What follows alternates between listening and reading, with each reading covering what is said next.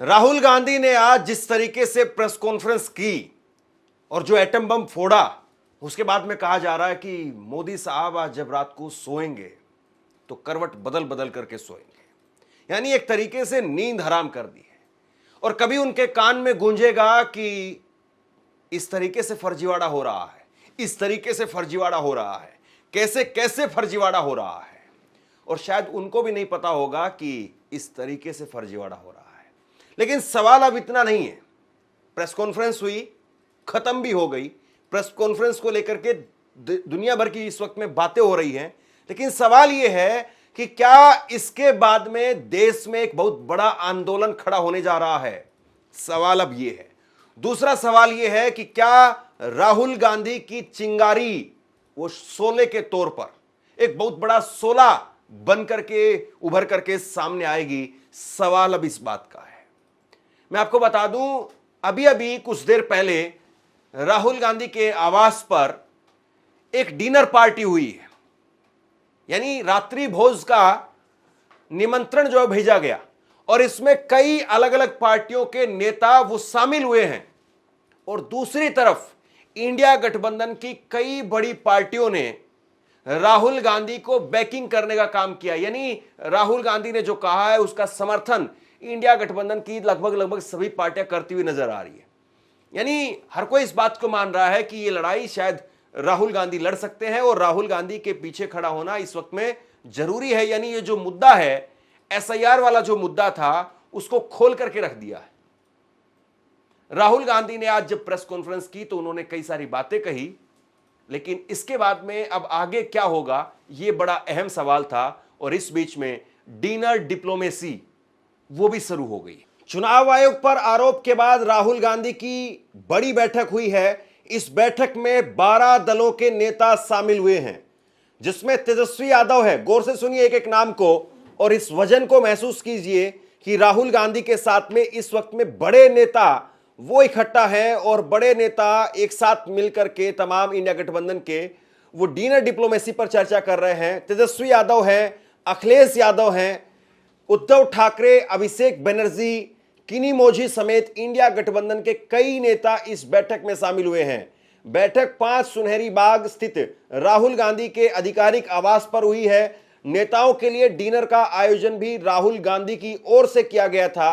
बैठक में वोटरों के साथ हो रहे फ्रॉड, बिहार के एसआईआर और उपराष्ट्रपति चुनाव को लेकर के चर्चा हुई है। तो इस बात को जरा आप समझिए। उत्तर प्रदेश से सबसे बड़ा चेहरा अखिलेश यादव वो इस बैठक में पहुंचे।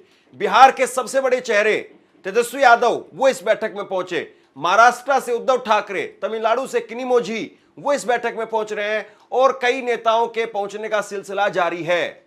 यानी ये डिनर डिप्लोमेसी जिसके जरिए राहुल गांधी वो आज उन्होंने एक तरफ मोर्चा खोला, कांग्रेस के मंच पर जाकर के उन्होंने प्रेस कॉन्फ्रेंस की, और उसके बाद में अब डिनर डिप्लोमेसी के सहारे बाकी तमाम नेताओं को अपने साथ में लेकर के आ रहे हैं। एक बड़ी बात यह है दोस्तों, आम आदमी पार्टी कई मौकों पर कहती रही कि वो अब इंडिया गठबंधन से बाहर आ चुकी, लेकिन अभी भी कल जो बैठक हुई एसआईआर को लेकर के, उसमें फिर से आम आदमी पार्टी के सांसद संदीप पाठक वो नजर आए, और अब संजय सिंह उन्होंने भी राहुल गांधी के सुर में सुर मिलाया है। और दूसरी तरफ डिंपल यादव उन्होंने भी कहा है कि राहुल गांधी ने जो कहा है वो सही है। डिंपल यादव ने कहा कि एसआईआर की व्यवस्था जो चुनाव आयोग द्वारा चलाई जा रही है, चुनाव आयोग और भाजपा की साठगांठ से 61 लाख वोट कम हो गए हैं। यह हमारी प्रजातांत्रिक व्यवस्था और संविधान जिसे हमें वोट डालने का अधिकार मिला उस पर आघात है। यह साफ साफ देखने को मिला है कि यह लोगों में चर्चा भी है कि वोट डालते हैं लेकिन वोट डलता नहीं है, फेक वोटर आईडी बन जाते हैं। हमने यूपी के चुनाव में भी देखा है कि किस तरह की धांधली की गई है। संजय सिंह ने कहा कि हम लोग तो बिना मतलब के मेहनत कर रहे हैं, रैलियां कर रहे हैं, जनता के लिए काम कर रहे हैं, दिन रात दौड़ रहे हैं। अच्छा फॉर्मूला मोदी जी ने निकाला है। श्रीवास्तव नाम का व्यक्ति महाराष्ट्र में भी वोट कर रहा है, कर्नाटका में भी वोट कर रहा है, लखनऊ में भी वोट कर रहा है, और वाराणसी में भी वोट कर रहा है।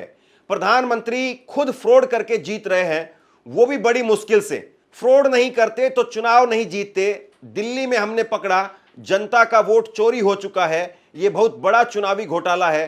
मुझे लगता है देश में लग रहा है कि अब बहुत बड़ा जन विद्रोह होने वाला है।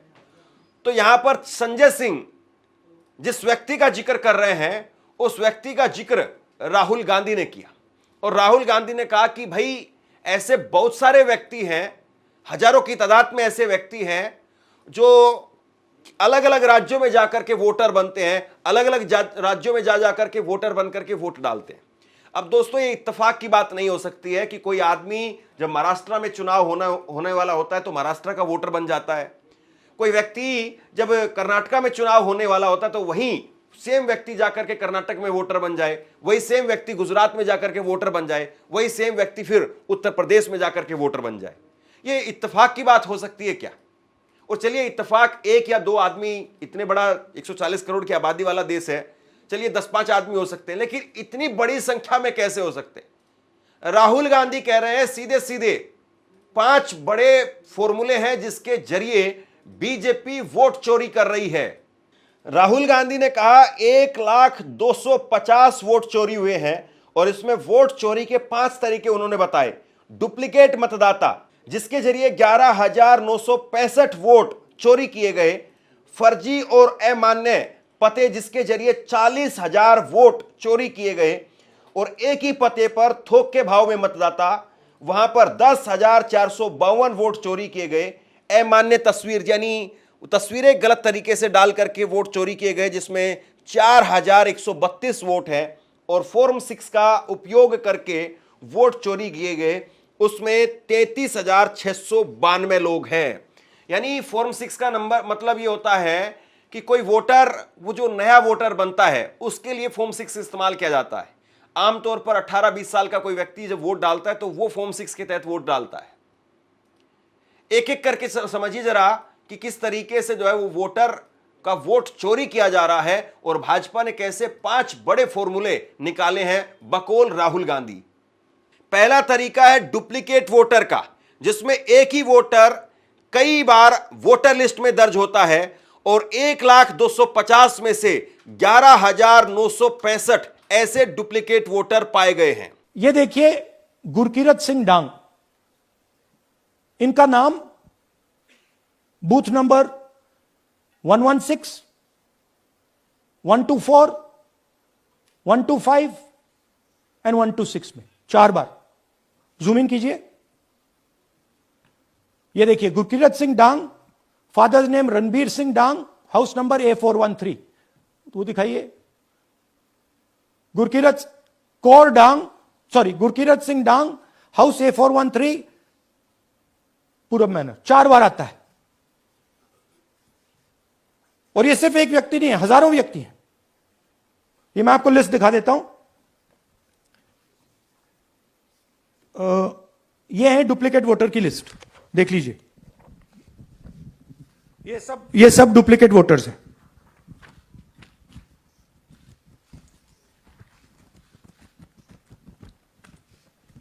इसके बाद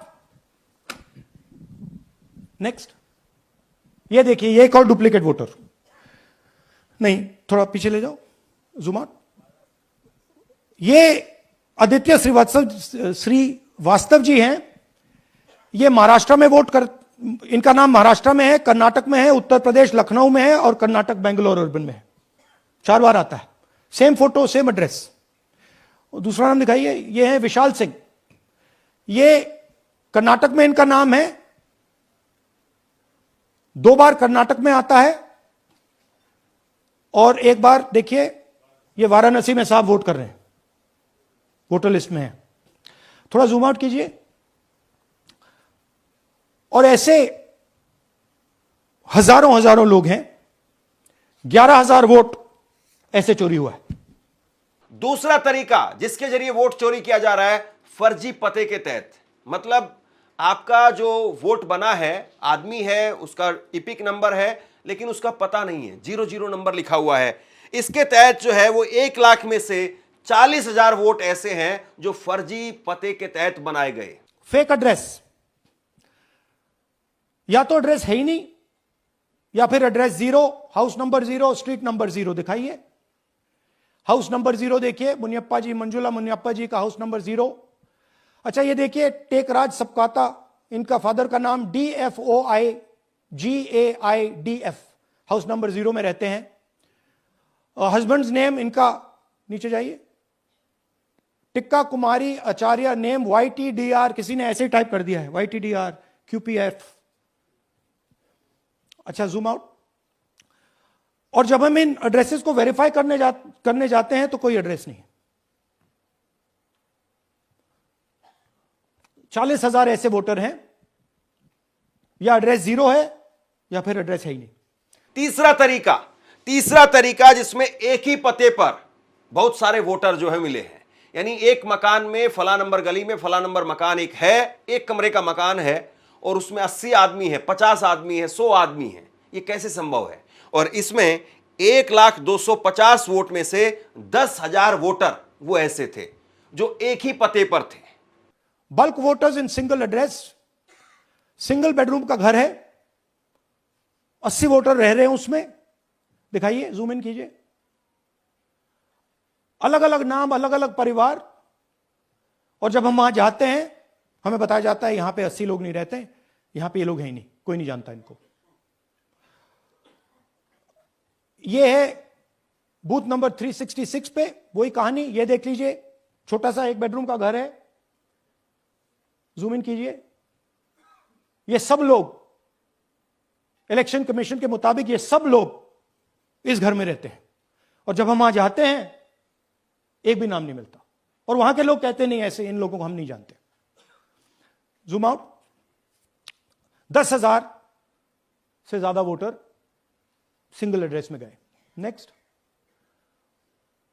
एक और तरीका, कमर्शियल एस्टेब्लिशमेंट में लोगों के नाम डाल दो। ये एक ब्रूअरी है कर्नाटक में, 68 वोटर्स इसमें हैं, मगर जब हम वहां जाते हैं पूछते हैं भैया ये हैं कौन, कहां है, नो आइडिया, डोंट एग्जिस्ट। अलग अलग परिवार के हैं, एक साथ रह रहे हैं इस ब्रूअरी में, पता नहीं। चौथा तरीका यह है कि फोटो ऐसे लगा दी जाए कि फोटो पहचान में ही नहीं आए। मतलब आदमी का नाम है, आदमी का पता है, वो सब ठीक है, लेकिन उसकी फोटो ऐसे लगा दी गई कि वो समझ में नहीं आएगी। इतनी छोटी फोटो लगा दी गई है। इनवैलिड फोटोग्राफ, यह बहुत बड़ा तरीका है। इसमें या तो इनकी फोटो है ही नहीं पोलिंग वोटर लिस्ट पे,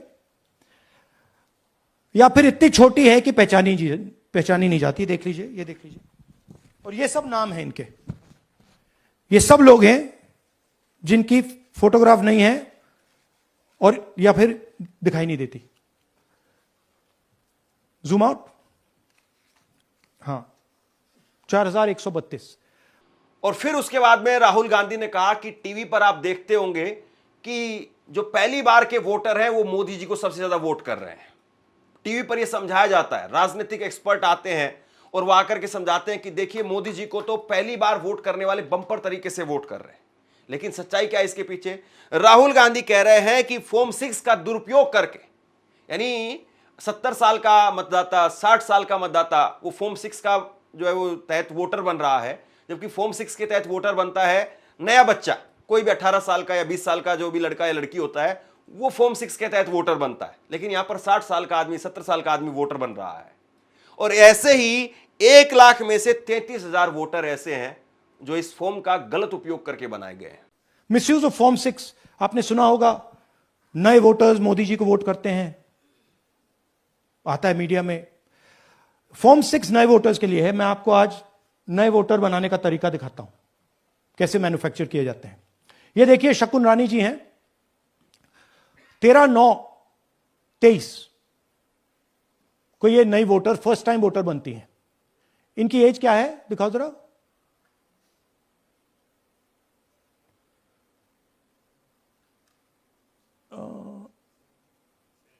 70 साल की हैं। और ये देखिए कैसे किया गया है। 2 बार अप्लाई करती हैं, पहली बार 13/9, दूसरी बार 31/10। इसमें उनकी फोटो जूम आउट है, इसमें उनकी फोटो जूम इन है। ऊपर देखिए फर्स्ट नेम शकुन, सरनेम रानी। यहां देखिए सरनेम है ही नहीं, फर्स्ट नेम शकुन रानी। और ये देख लीजिए साइड पे इन्होंने 2 बार ही वोट किया है। अब पता नहीं इन्होंने किया है किसी और ने किया है, बट 2 बार इस आईडी कार्ड पे 2 बार वोट लगा है। वो जो टिक है वो पोलिंग बूथ के ऑफिसर की है। इसीलिए सीसीटीवी को डिस्ट्रॉय किया जा रहा है, क्योंकि वो ये हमें पता ना लगे कि शकुन रानी जी है ही नहीं, या फिर कोई और 3-4 बार वोट कर रहा है। और दिखाइए। तो इस प्रकार से बेंगलोर का चुनाव चोरी किया गया। कायदे से अगर देखा जाए तो ये सारी बातें कहीं ना कहीं से निकल निकल करके बार बार सामने आ रही थी। और राहुल गांधी ने भी कहा कि भाई हमें भी ये बातें दिखाई दे रही थी, ये बातें सुनाई दे रही थी, लेकिन हमारे पास में कोई प्रूफ नहीं थे। हमने 6 महीने तक अपने अलग अलग टीमों को लगाया और जिसके बाद में हमारे पास में सबूत आए हैं। और अब सबूतों के आधार पर मैं बोल रहा हूं। राहुल गांधी ने आज अपनी इसी मंच से स्वीकार किया कि बहुत सारे विपक्ष के साथी इस बारे में बोलते थे, लेकिन दबी जुबान में बोलते थे। मैं दबी जुबान में नहीं बोलता था, मैं खुल करके बोलता था, बिना हेजिटेट हुए मैं बोल रहा था। और आज उन्होंने कहा कि जब ये सबूत आ गए तो उसके बाद में तो चुनाव आयोग वो एग्जिस्ट ही नहीं करता है। हालांकि चुनाव आयोग वो कह रहा है कि भाई राहुल गांधी जी, अगर आपके पास में सारे सबूत हैं तो आप शपथ पत्र दे करके बताइए कि आप वाकई जो बात कह रहे हैं वो बात सही है, और अगर आपकी बात सही नहीं पाई गई तो फिर आपके ऊपर मुकदमा दर्ज हो जाएगा। हालांकि राहुल गांधी ने कहा कि ये लोग मुझ पर मुकदमा नहीं दर्ज कर सकते हैं, ये मुझ पर कार्रवाई नहीं कर सकते क्योंकि मैं सच बोल रहा हूं, और ये लोग मुझे नहीं डरा सकते हैं क्योंकि मैं सच बोल रहा हूं। अगर मुझ पर ये कार्रवाई करेंगे तो फिर मैं चीजों को सामने रखूंगा। चुनाव आयोग ये सच्चाई है कि अभी तक राहुल गांधी पर एक भी केस दर्ज नहीं करवा पाया है। और सच्चाई ये भी है कि अगर कोई आदमी अगर इस तरह की बात कहे और उस बात में अगर दम ना हो तो फटाक से उस पर एफआईआर भी हो सकती है। कई पत्रकारों पर एफआईआर हो गई, रिपोर्टिंग को लेकर के एफआईआर हो गई, लेकिन राहुल गांधी पर एफआईआर नहीं हुई है। तो राहुल गांधी पर एफआईआर क्यों नहीं हो रही है? क्या वाकई चुनाव आयोग को इस बात का डर है, या फिर मोदी सरकार वो चाहती कि राहुल गांधी पर इस मामले पर कोई एफआईआर ना हो? क्योंकि नरेंद्र मोदी का कद एक वक्त में जिस तरीके से बढ़ा था, जैसे विपक्ष के नेताओं ने मोदी के बारे में बात करना बंद कर दिया था क्योंकि मोदी के बारे में बात करने से उनके वोट घटते थे, क्या आज वही सेम स्थिति राहुल गांधी के बारे में हो गई है कि राहुल गांधी के बारे में अगर आप बात करेंगे, राहुल गांधी पर अगर आप कार्रवाई करेंगे तो आपका वोट घट जाएगा, राहुल गांधी और बड़े हो जाएंगे। और राहुल गांधी को अगर वाकई आपने जेल भेज दिया तो इस वक्त में राहुल गांधी उस मुकाम पर है, उस जगह पर पहुंच चुके हैं कि फिर शायद राहुल गांधी को बीजेपी संभाल नहीं पाएगी। और राहुल गांधी लगातार बीजेपी पर हमलावर हैं। अब देखना यह है कि क्या राहुल गांधी अकेले तो बहुत बढ़िया तरीके से इस मामले पर सामने आकर के चौके छक्के मार रहे हैं, लेकिन अगर आपको जीतना है तो पूरी टीम बनानी पड़ेगी, पूरी क्रिकेट की टीम बनानी पड़ेगी, फील्डर भी चुस्त दुरुस्त करने पड़ेंगे, आपके जो साथी बैट्समैन हैं उनसे भी चौके छक्के लगवाने होंगे, आपके जो बॉलर हैं उनसे विकेट निकलवाने पड़ेंगे, आपका जो कीपर है उसको अच्छे से टाइट करना पड़ेगा, आपके स्लिप में जो लोग खड़े हुए हैं वो स्लिप ना करें, ये कोशिश करनी होगी। यानी हर जगह पर आपका फील्डर वो टाइट होगा, तभी आपकी टीम जीत पाएगी। एक आदमी अकेला पूरी टीम को नहीं जिता सकता है। वो बात अलग है कि कई बार हो जाता है, लेकिन प्रैक्टिकली अगर आप देखें तो संभव दिखाई नहीं देता है। यानी राहुल गांधी, ये सही बात है कि इस मुद्दे पर फ्रंट फुट पर आकर के खेल रहे हैं, लेकिन जब तक बाकी लोग साथ में नहीं आएंगे, देश में एक बड़ा अगर इसको लेकर के विमर्श पैदा नहीं होगा तो शायद अगर ये प्रूफ अगर सही है, ये सबूत अगर सही है तो सही हो तब भी फिर कुछ नहीं हो पाएगा। और कम से कम ये अच्छा है लोकतंत्र के लिए। ये सब जानते हैं कि चुनाव आयोग में कहीं ना कहीं गड़बड़ियां तो हैं, और इस बात को भाजपा के लोग भी नकार नहीं सकते हैं, कांग्रेस के लोग भी नकार नहीं सकते हैं। और यह भी सही है कि चाहे वो मोदी जी का संसदीय क्षेत्र हो, चाहे राहुल गांधी का हो, 100% कहीं पर भी सब कुछ ठीक नहीं है।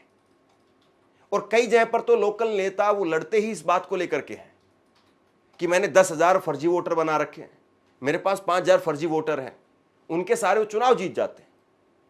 लेकिन अगर राहुल गांधी जिस तरीके से मंथन कर रहे हैं, इस मंथन से अगर वाकई चुनाव आयोग की कुछ कमियां दूर हो जाती हैं तो इससे लोकतंत्र मजबूत ही होगा।